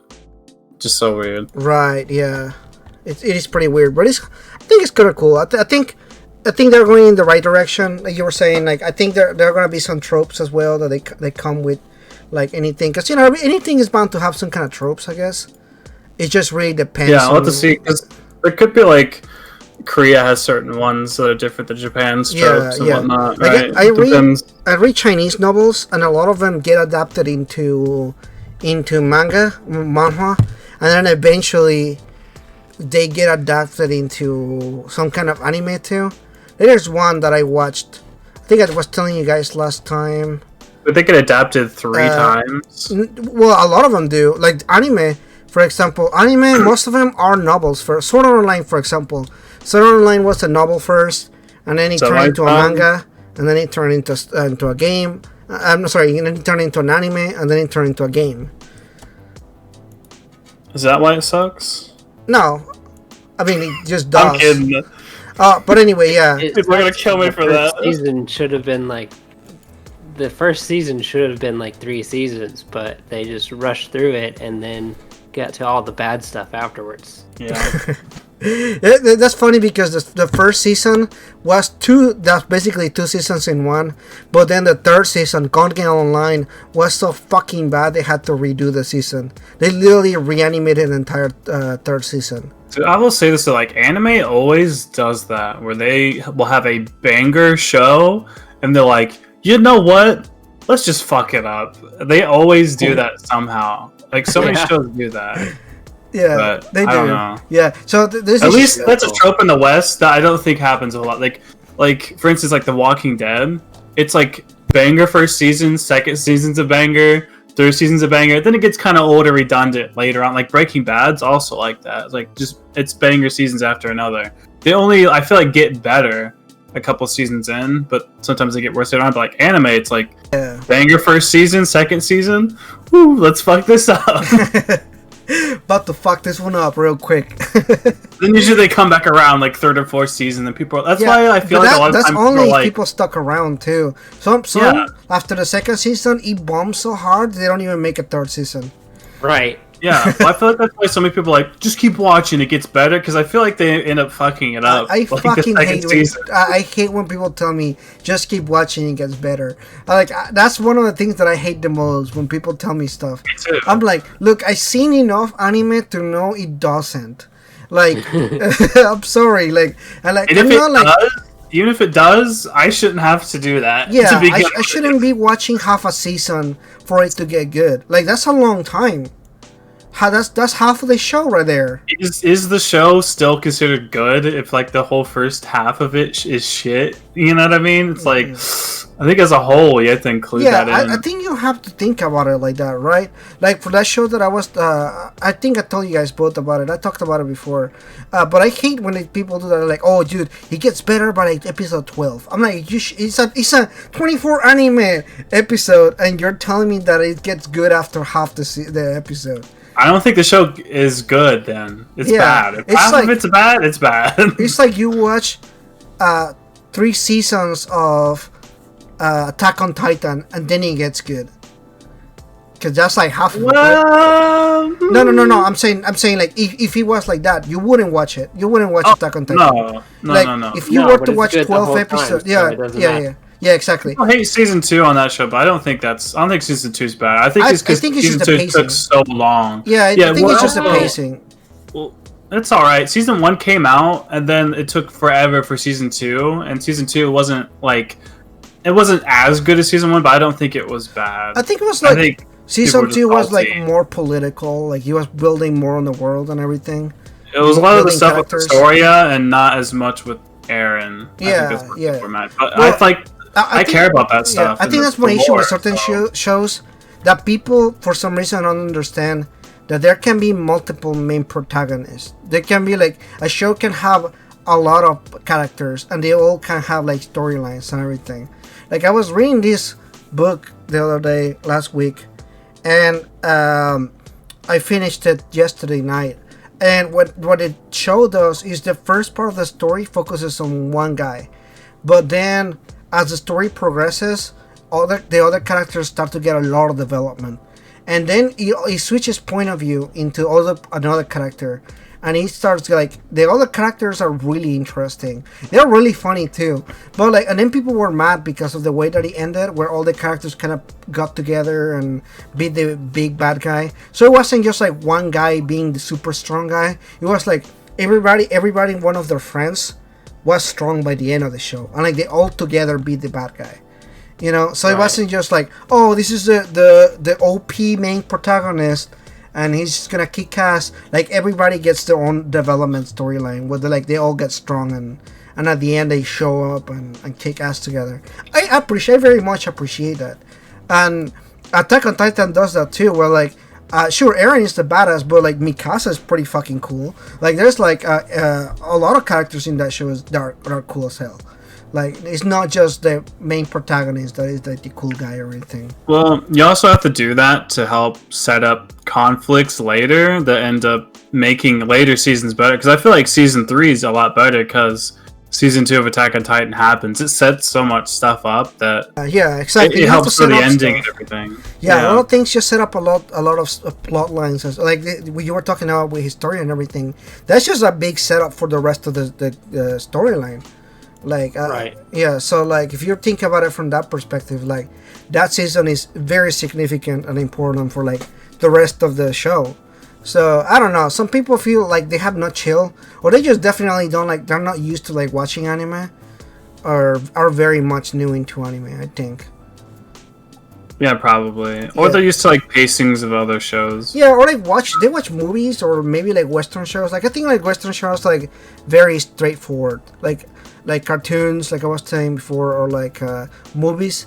They're just much shorter, so the storytelling is different. Yeah. Some of them. If people can watch Harry Potter, you can watch anything. Harry Potter is so long and like nothing happens in most of them, but it's still enjoyable. And you know for sure, no matter what, Harry lives. There's like 8 movies, so he's gonna be in the next one. It's still very fun. Well, I guess that's the difference between me when I read the books before the movies came out, because I was like on the edge. I was like, oh man, what's gonna happen on the next book? You're old. Yeah. Yeah, like I remember I read the first 3 books because that's all that was out, and when the 4th book was coming out, what's up? Wasn't that like the 90s, mid 90s? Yeah, I mean the 4th book. I wasn't born until 97, so I don't, you know. I don't know. Let me find out for the Harry Potter release. I know. I was like 8 or 9 by the time the first movie came out. Oh, really? Yeah. So. Oh yeah. So the 4th book came out in 2000. So you were 3 years old. Okay, that makes sense. You were like, I was what, like 9? Yeah, I was 9 when when that book came out. I didn't know you actually watched. My whole family would read them. So like the parents would get 2 copies, one for each of them. And then once they read their copies, then the older children would get it, and I'm the youngest, so I got it last. Oh, you got hand-me-down books. Yeah, well, I don't know. I was the only person that read. Like, well, my parents, they had like they have a little library, I guess. We had a room with like books and everything. So like we had just a room with books, with a lot of books, and every time like I wanted something, my parents would like go get me books. Like as far as like books, there was never a no. Like I could read anything. Like I remember I was like 12 or 11, and you guys ever read like the what is that called? Or you guys know the author Dan Brown? Oh yeah, did he make he made Hatchet, right? What was that? Did he make Hatchet? I don't think so. No, he did the Da Vinci Code. Yeah, and Angels and Demons. Yeah. I had to read that for school. Yeah. Anyway, so I read those books when I was like 12, and on that series, I think the second book or the third one, they like fuck at the end, and I was like, I didn't even know anything about that at the time. I was just like, why would she take her clothes off? I don't understand. Yeah, and then she getting in a shower. What's she doing? I don't. Yeah, no. At the end, she like gets naked, and they do it. But in my mind, I was just like, I don't understand what they would like. Like, what is significant that she took off her clothes? I don't get it. So she's taking a bath? I don't get it. Yeah. I was just like super confused about it. And then there was another book called what is it? I'm really looking up stuff here because I don't remember. A Brave New World, I think it's called. Brave New World, yeah. Aldous Huxley. It's a German book. Anyways, it's one of those books on the genre of like dystopian fiction. You know, like they live in a different society and whatever. Anyway, so this society is like extremely sexual. Like they carry condoms like on them at all times to fuck, and like they cannot reproduce. Same. So they're always fucking. The book has like, it may be like a fiction, but they're always fucking. Did you figure something out after you read that one book? You're like, shit, I need to read more books like this. Oh no, I shortly after read this book, and that's when I realized there's a lot of fucking involved in getting naked. Yeah, so no, like I was literally like 12 or 13, and I'm like reading all these books. Like this is way more than advanced. This is like a whole level of like what's going on here. Yeah, no, this book is. There's another one like that too. There's a bunch of them like that. A lot of these dystopian books get really sexual. Now that I'm thinking about it. There's nothing else to do other than fuck, man. That's exactly what I was about to say. Yeah. Like 1884, 1984. What is it? 1984. You guys read that book? I have. Oh. Yeah. George Orwell. Mm-hmm. Anyway, that book they're also fucking a lot, and I'm like, you read that one in high school too, so like like they always talk about how they're fucking or like thinking about fucking. I mean, I guess in a dystopian world, like that's all you got left, right? That's the only control that you have. That's the only thing. That's the only entertainment you got, man.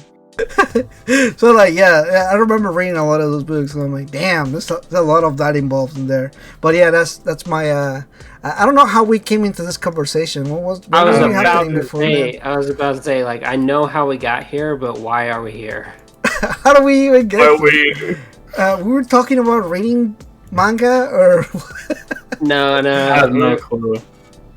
we were talking about something, and then we were talking about books, and then Harry Potter, and then Harry Potter, Harry Potter, Potter, yeah. That was a Harry Potter. That's my bad. I brought that up. I always wanted to see an anime Harry Potter. Like, and there was a time where magic was so, like, magic schools was so popular, and there was a bunch of anime with the magic anime, like a magic school trope. Yeah, that went on for a while. Like, I think even now they have a lot of those shows with like magical school and everything. But back when Harry Potter was at its peak, I remember watching a lot of them. They were like straight up just like anime ripoff of like Harry Potter, that kind of stuff. Interesting stuff. I think that's a good trope. I like magic schools and that kind of stuff. me too. Yeah, I think it's a cool trope. I don't mind it. They're like tropes that I like. They're tropes that I definitely don't like the murder girlfriend, the girlfriend that is crazy or whatever, that kills people, like bloody or whatever. You guys know what I'm talking about? I have no idea what you're talking about. An anime? Yeah, in anime. Yeah. You talking about Future Diary? Yeah, like Future Diary type. Yeah. That's a trope, by the way. So if you only know Future Diary, there's all other anime like that. The Yanderer type. It's like Yanderer, yeah, exactly, just like that. But there's also going back to the non-Japanese anime. There are some that I've never been able to get into, like Ruby. I tried to watch Ruby, but there was a time where I really liked Rooster Teeth. I tried watching Ruby. The first season of it's pretty good. The second one's pretty good, but I don't know. It just eventually fell off. They changed art direction. Yeah, they used like a 3D engine. Once they changed, I hated the original animation with the 3D. They look like characters made in like freaking Blender or something. It is, I think. It looks really bad. I know, like, people liked it. I hated it. I hated this art style. They didn't have a huge budget, and it's another case of they didn't think it was going to get as big as it did, and it got huge. But after the guy who made it died, and they changed engines for like the 3D and everything, the show completely like just kind of fell off, and it's sort of sad in a way because they're kind of milking the show after his death. He's getting games, and he's getting a bunch of stuff. I don't know. I hated it. This day I still hated the way that it looks. I don't care. The story may be good, but I watched 3 episodes and I hated everything about it. Talking about Ruby, I never did watch it, but one that looks the same is Pacific Rim. Pacific Rim has an anime. Yeah, I've seen it. Yeah, they have 7 episodes, and it looks a lot like Ruby. And at first, like maybe the first 2 episodes of it, it really bothered me, that anime style. But then once I kept watching it, it was like I wasn't even noticing because they did a really good job, and they only had 7 episodes to do it. Interesting. And I just realized that this one is actually not entirely anime. I guess it will be like a co-work between Japanese animation and some other studio so it's not entirely an anime, but it is kind of anime, which is cool. But also I hated animation. What you're talking about, Pacific Rim? Is that what you're talking? Yeah, Pacific Rim, the black. Yeah. So it's sort of anime apparently. Like it was kind of work with anime, with Japanese animations, but also not really. I don't know. I didn't even know that they worked with them. I thought it was just completely not Anime. actual anime, Yeah. but like the story and the way that the arcs are set up and the way that everything is delivered has a very anime feel to it, and it definitely hits on some anime tropes, but it does it very well. Yeah. Pacific Rim was actually really popular in Japan. Like I think the mechs was what got it really popular. The whole kaiju and that makes sense and everything. Because when I went to Japan, they were selling figures of the mechs and everything. Oh, and really? Yeah. It was pretty cool. Like I was like, man, I didn't know like Japanese were into that. So like sometimes like things that don't do super well, but that one overall did well. I think a lot of people like that movie, the Pacific Rim. I thought it was a great idea. The second movie wasn't as good. I think that was the second movie, right? Yeah, the second movie wasn't as good. They definitely tried to do things differently, and they went a little bit in the wrong direction. The anime also tries to do some things differently, but they went in the right direction. Yeah, I think the second movie wasn't done by Guillermo del Toro.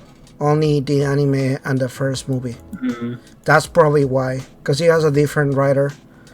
So that will make perfect sense as to why it looks different. I think it's cool. I think I like it whenever shows like try new things or like movies try new things. But also like when they change themes or like art direction, you can clearly tell it's a different group of people doing it. Right. And it, I don't know, it doesn't do super well sometimes, I think. I think we talked about this last time, like when Star Wars did that, right? And they changed directions, like they completely goofed it up. Completely different results for the story and everything. Like like so the director can make a big impact, even if it's the same writer team. Like the director can just make such a big impact as far as like what they want to see on the story and everything. Yeah, nowadays there's so many Netflix anime style things.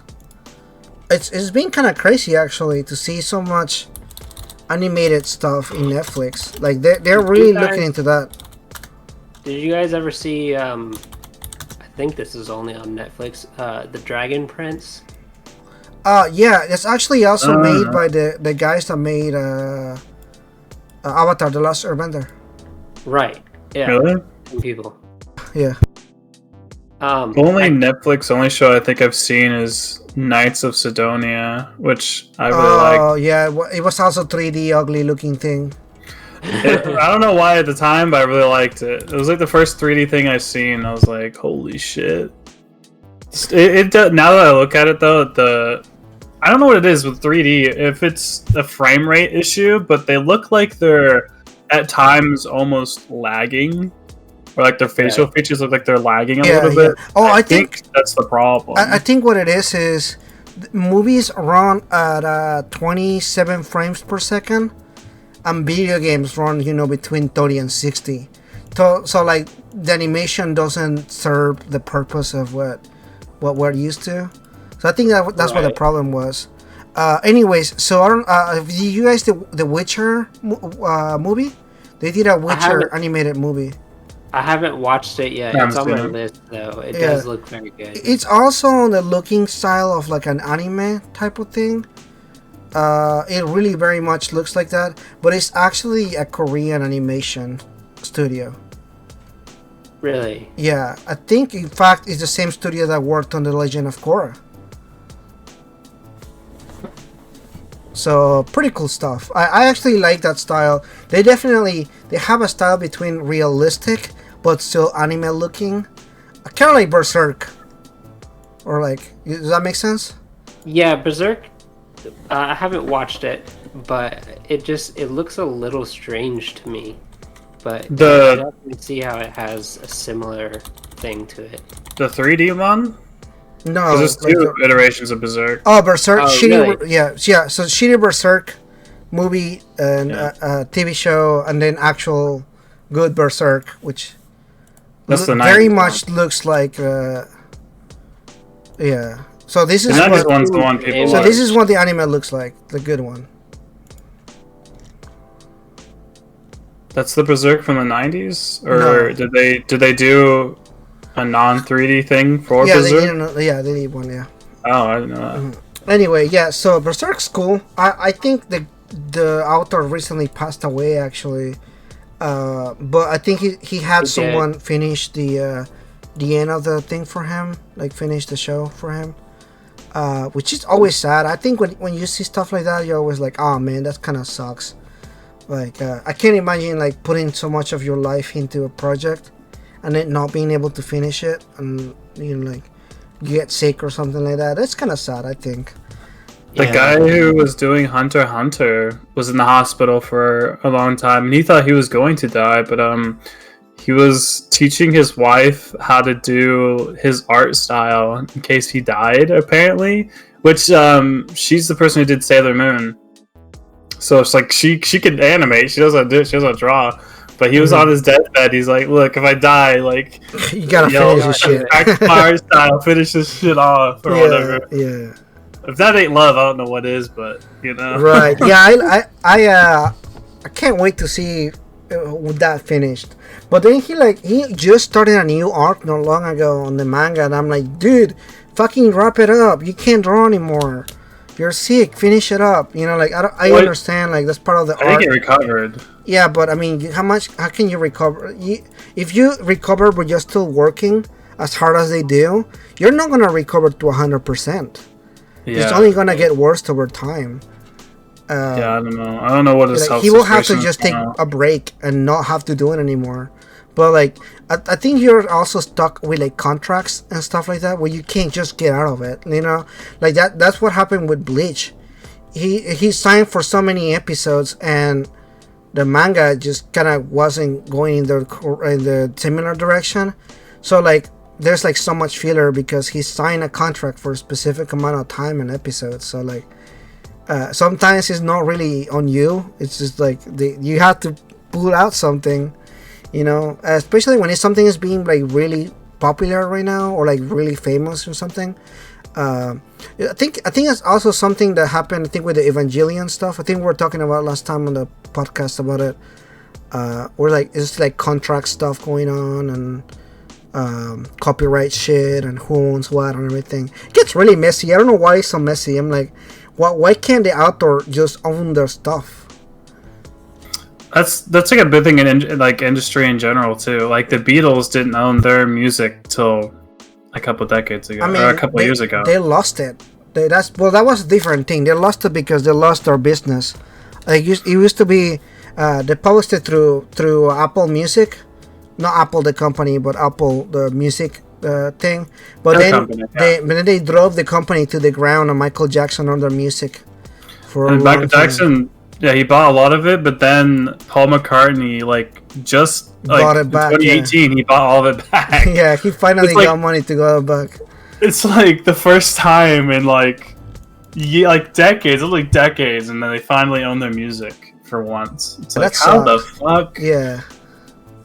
That's crazy. I don't know how that happens, but the industry is just weird like that. You have to license it out to make any money. You give it 100% your idea and everything, and you not own it.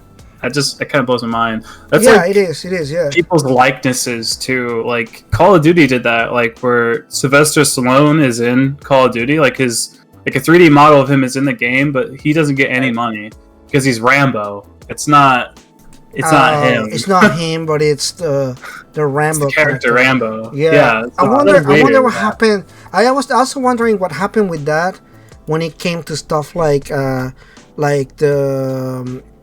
what is that game where they get killed? It's a game where you play as a killer, like a famous killer, and like they have to hunt the other players. I have no idea. But that sounds like a lot of games. Yeah. Assassin's Creed? No. This is a multiplayer game where one player plays as a killer, and the other players have to survive the Dead by Daylight. Among Us? Yeah, Dead by Daylight. Dead by Daylight. Yeah. Oh yeah. Yeah, not that. No, but the reason why I'm talking about it is because in Dead by Daylight, they have characters from famous movies, unlike Right. like scary movies and everything. So I was wondering, do they get like the actors, or like do they just I don't know. do they just get like do they just design a character, but they don't get anything, even though it's their likeness and everything? They don't get paid anything because like that's, Dude, that's I'm pretty sure they don't. Because studio. like, think of the Star Wars game. Like the Star Wars games have had come out. Like, there's no way they paid all those actors for those characters. There's like way too many. Yeah, every time Luke Like, Skywalker really? shows up, I don't think Mark Hamill is getting paid for it. Yeah, because it's Right. like the character. It's your likeness, but it's the character. It's not you, which is so weird because it's it's it's crazy. you acting. But like, what the fuck? Yeah, that's Like, I'm insane, pretty sure Star Wars Battlefront would never be a thing if they had to pay all the actors. So I guess it's good in some ways, but like other ways, it's just like weird how somebody could literally take your face and everything, but because you played a character, they literally could use you in whatever they want. That's so weird to think Yeah, about. that's crazy. Yeah, kind of sad too, I guess, for like actors that are not like well known, or like maybe they don't, maybe like that was their one shot of like being famous, and then suddenly like there's nothing after that, I guess.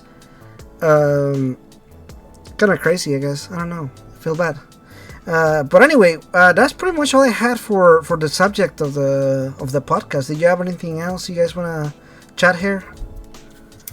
No, I think I'm good. All right. Well, thank you everybody for coming by and listening to the podcast.